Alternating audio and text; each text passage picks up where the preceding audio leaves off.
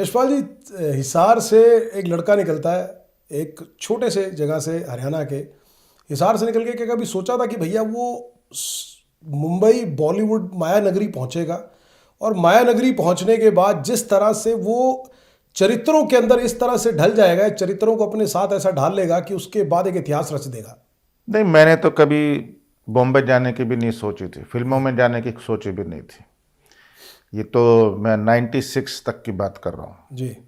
96 मतलब 91 में मैंने नेशनल 90 में इंडियन थिएटर ज्वाइन किया।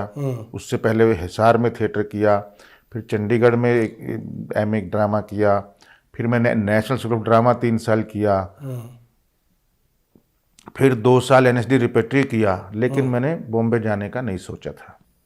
बॉम्बे जाने का अचानक एक प्रोग्राम बना मेरा 96 में, जब मैं था रिपेट्री में, कि मेरे नाटकों में को देख करके अखबारों में और सब लोगों ने बोला कि बहुत अच्छे एक्टर हो। और मैंने सोचा हुआ था हरियाणा के अंदर चिल्ड्रन थिएटर करूँगा। ये तब की बात है, मैंने शुरू से ही सोच रखा था चिल्ड्रन थिएटर। 1996 की? 96 से भी पहले से सोच रखा था। और ये सोचा था कि 96 में रेपेट्री छोड़ के मैं हरियाणा जाऊंगा और स्कूलों में चिल्ड्रन थिएटर पढ़ाऊंगा। और मेरी आज भी खट्टर साहब को भी एप्लीकेशन दी हुई है कि स्कूलों में थिएटर की क्लास शुरू करो गवर्नमेंट की तरफ से। क्या बात है। ताकि हर गवर्नमेंट स्कूल का एक स्कूल में एक टीचर की रोजगार मिले। रोजगार में, बिल्कुल। और वो बंदा थिएटर का बंदा हो और वो बंदा बच्चों को सिखाए थिएटर की बेसिक चीजें, जिसमें टीम वर्क। अगर वो सीखे होते तो आज जो 7 बजे जो कुत्ता बिल्ली की लड़ाई होती है ना 7 बजे जो टीवी पे, वो कभी नहीं होती, क्योंकि टीम वर्क की भावना होती है, एक दूसरे को केयर करनी होती, लीडरशिप की क्वालिटी होती, इमेजिनेशन पावर बढ़ती, बहुत कुछ उसमें, जीने की कला, आपकी पर्सनैलिटी डेवलपमेंट, बहुत कुछ होता है थिएटर में। तो मेरा ये सपना था जी। फिर मैंने इन 96 में सोचा कि यार अगर मैं एक्टर अच्छा हूँ, बोल रहे हैं लोग, सब अखबारों में भी बहुत आ रहा है, तो फिर एक्टिंग करना चाहिए। और अगर मैं चिल्ड्रन थिएटर करूँगा तो मैं एक्टिंग नहीं कर पाऊँगा, या तो टीच करूँगा या डायरेक्ट करूँगा या वर्कशॉप करूँगा, तो एक्टिंग नहीं कर पाऊँगा। तो फिर मुझे लगा कि दोस्त एक्टिंग करनी चाहिए, पहले जो आपके पास कैलिबर है उसको एक्सप्लॉइट करना चाहिए। फिर मुझे लगा कि अगर एक्टिंग ही करनी है तो बंद कमरे में क्यों, हॉल में क्यों, पूरी दुनिया के सामने, 400 लोगों के सामने क्यों, 400 करोड़ के सामने करते हैं। क्या बात है। पश्चिम एक्सप्रेस पकड़ी, 220 रुपए की टिकट थी, और वहाँ से सीधा बॉम्बे।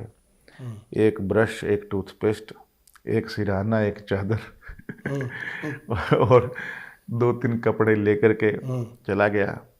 फिर 2-3 कपड़े वहाँ खरीदे, फोटो करवाई 50-50 रुपए की, 250 रुपए की 5 फोटो, पोर्टफोलियो के लिए। लोग करोड़ों रुपए, लाखों रुपए खर्च कर देते हैं, मेरा 250 रुपए में 5 फोटो कराई।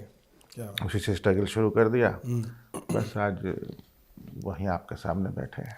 तो जब ये 1996 में आपने पश्चिम एक्सप्रेस पढ़ी, तो पहला सफ़र ये एक्टिंग का, मुंबई बॉलीवुड पहुंचने के बाद पहला ब्रेक, पहला सफ़र या पहला रोल, ये कहते हैं ना कि पहला रोल सबसे दिल के करीब होता है यार, कि पहली बार जब कैमरे का सामना किया वहाँ जाके और ये फील हुआ यार मुंबई में आके यार मैं पहली बार ये करने का मौका मिल रहा है, वो वाकया हम जानना चाहेंगे। भाई देखो, पहला ब्रेक, पहला तो आप बात कर रहे हैं स्टार पुत्रों की या करोड़पतियों की। हम तो नॉर्मल पीपल थे, सिंपल मैन, मैंगो मैन, आम आदमी। तो हमारा तो स्ट्रगल कर करके पहला बार कैमरा फेस किया था CID, नहीं आहट, सॉरी आहट, डायरेक्टर सेम थे जी। तो आहट में किया मैंने पहला बार कैमरा, और मुझे अनूप सोनी थे, उन्होंने बुलाया था, अनूप सोनी ने बुलाया था, वो भी उसमें था। तो कोई एक इंस्पेक्टर था जो कर नहीं पा रहा था काम, और एक ही सीन था, बड़ा लंबा सीन था, 2 सीन थे, तो वो कर नहीं पा रहा था। तो बहुत डायरेक्टर BP सिंह जो थे वो बहुत मतलब भड़काए हुए थे, गालियां दे रहे थे कि किसको ले आए।